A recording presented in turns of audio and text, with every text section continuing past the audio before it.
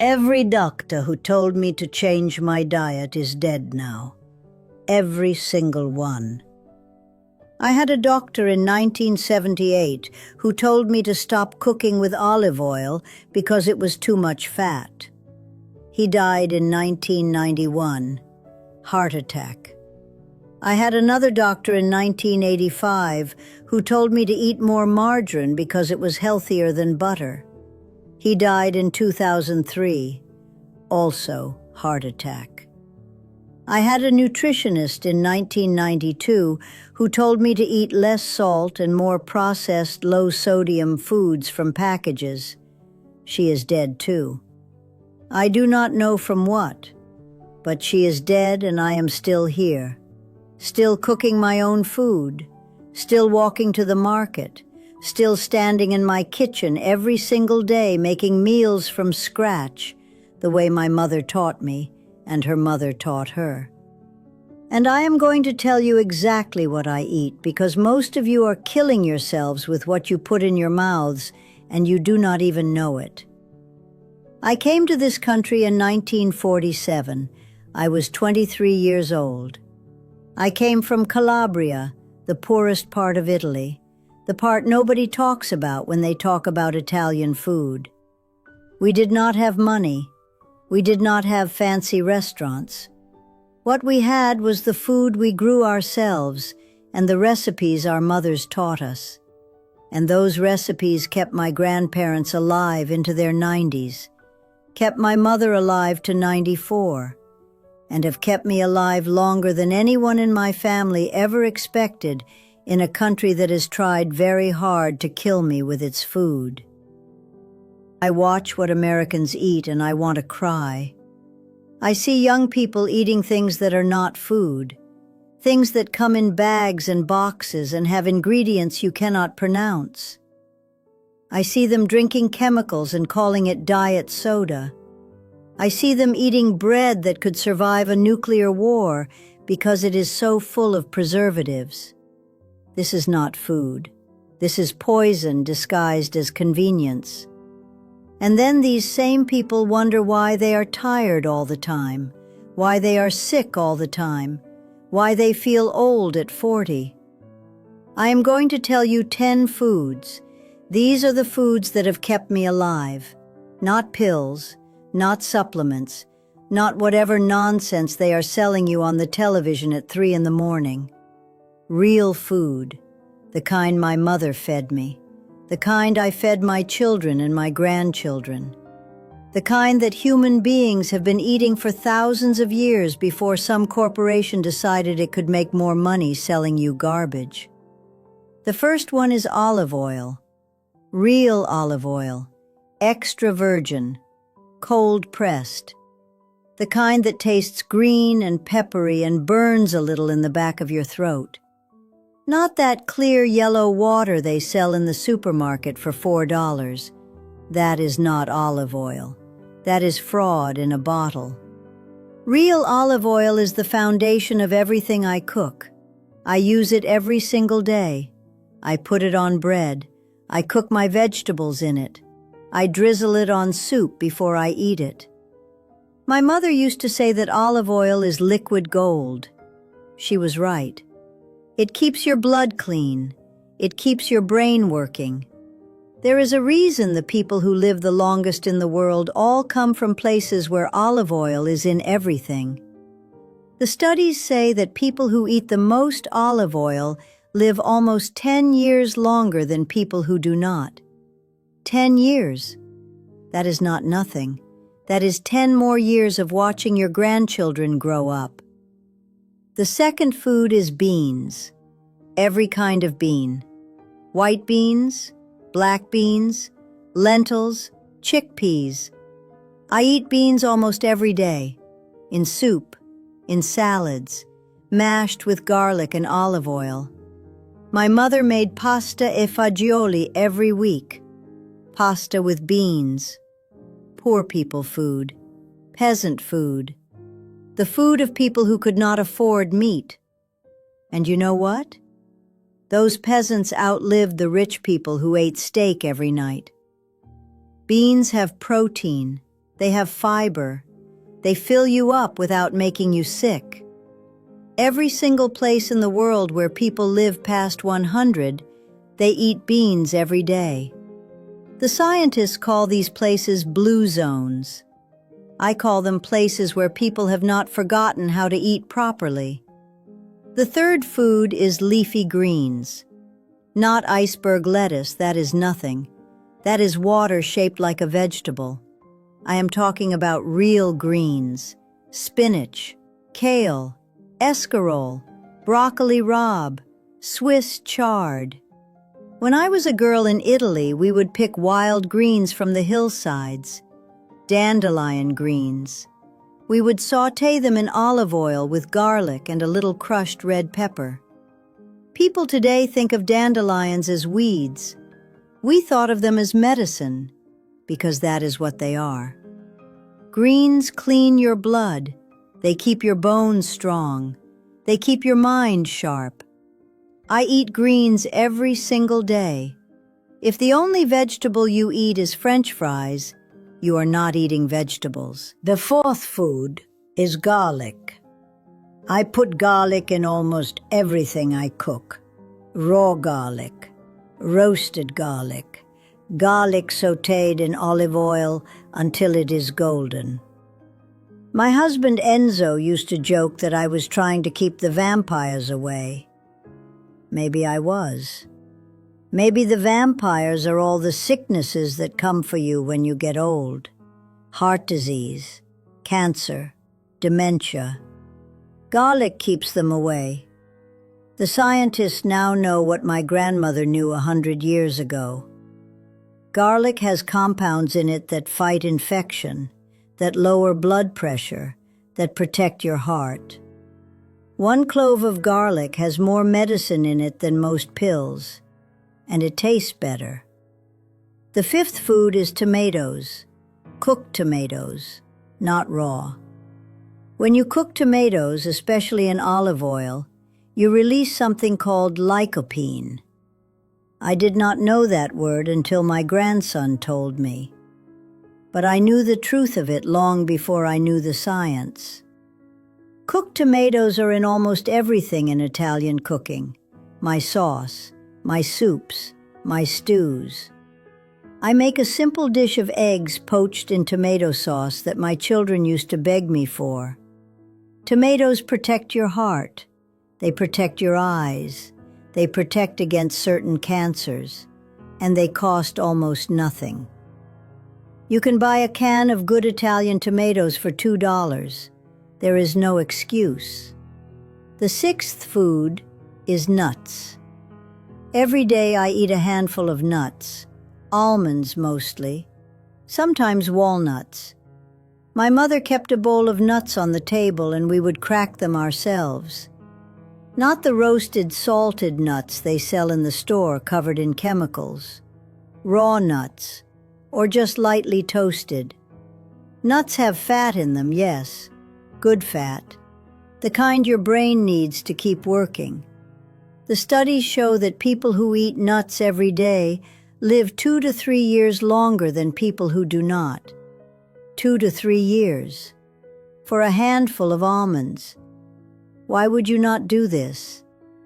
The seventh food is whole grains, real bread, pasta made from real flour, not the white bleached processed stuff they sell everywhere now.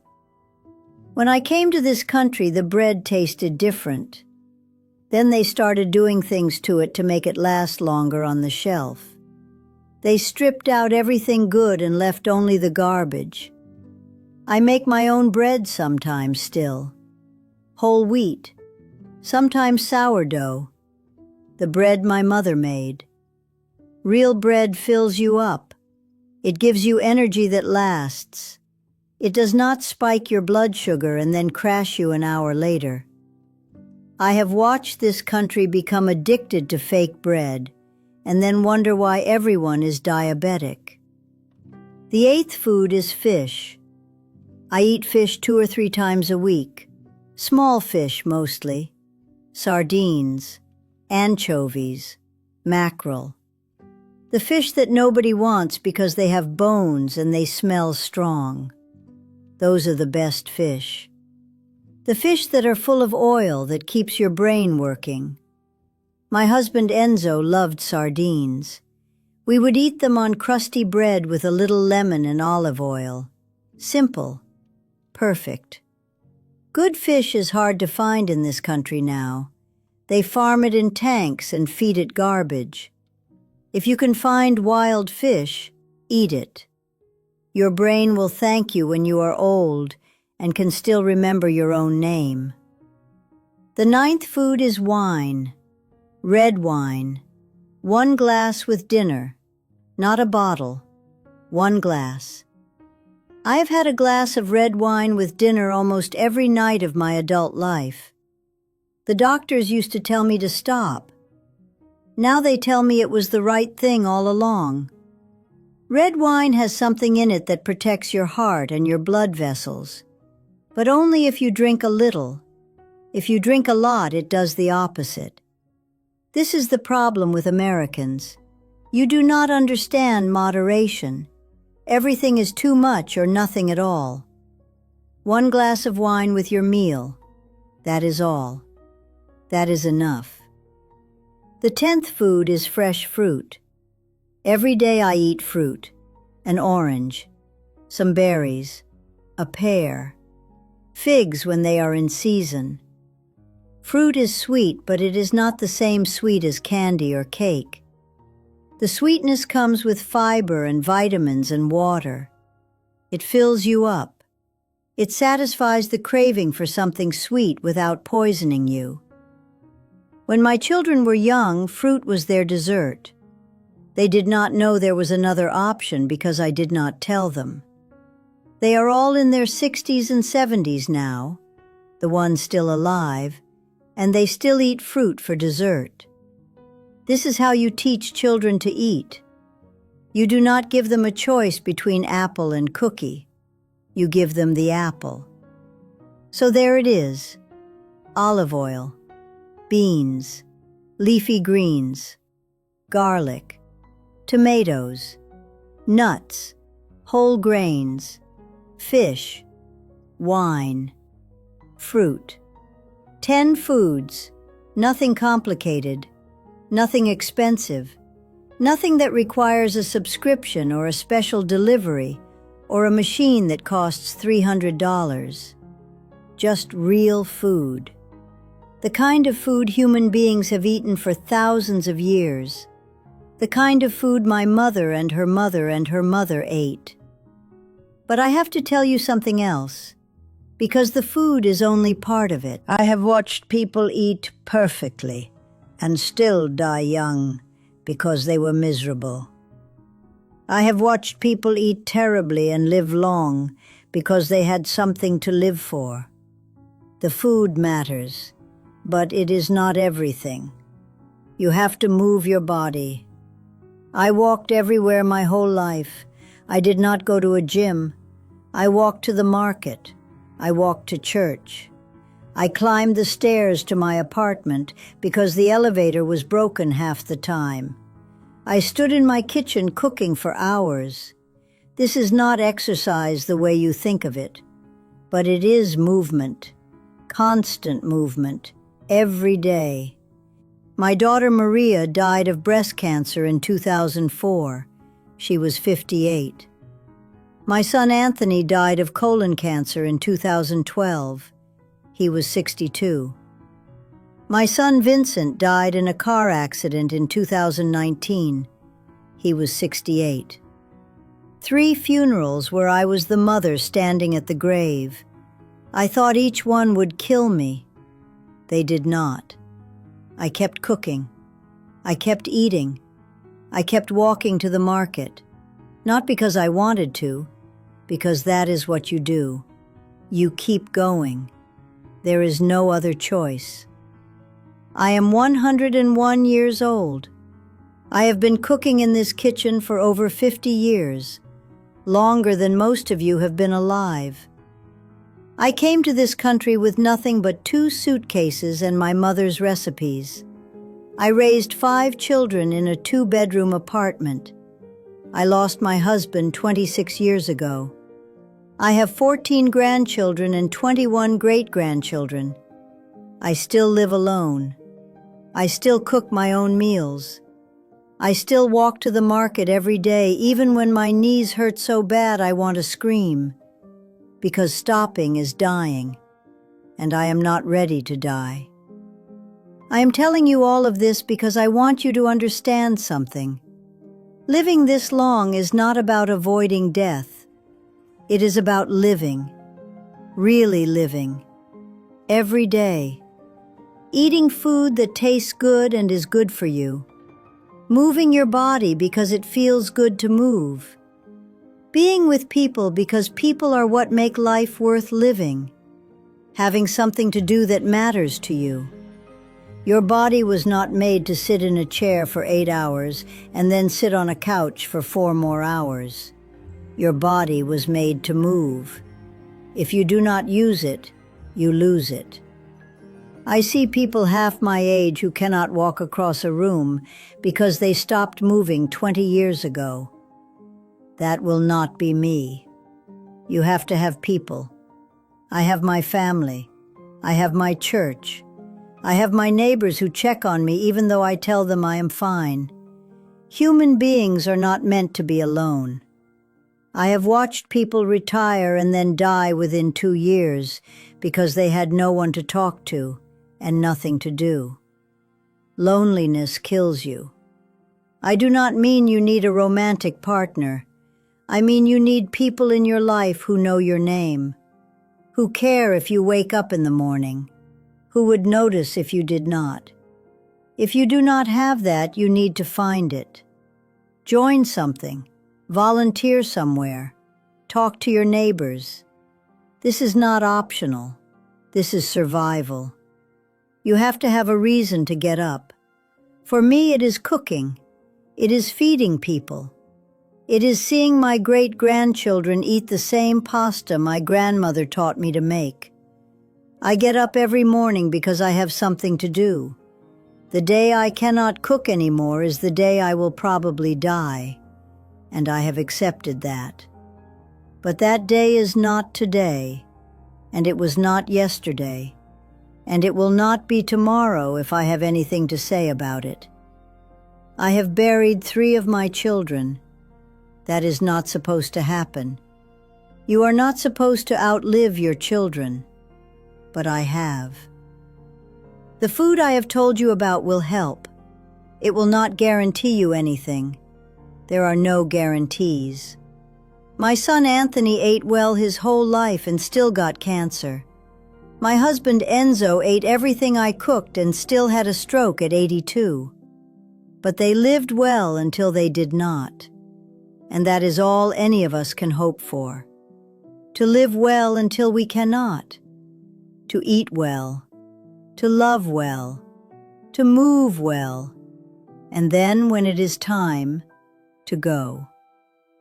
I have fed hundreds of people at this table, children and grandchildren and great-grandchildren and neighbors and strangers. I have cooked for funerals and weddings and christenings and just regular Tuesday nights when someone needed a meal. This is what I was put on this earth to do. To feed people, to keep them alive. Now I am trying to feed you, even though you are on the other side of a screen. Even though I will probably never meet you, I am trying to give you what my mother gave me and what her mother gave her. The knowledge of how to eat so that you can live, not just exist. Live. Really live. Take it or leave it. But do not say nobody told you, because I just did. Now, if you will excuse me, I have soup on the stove.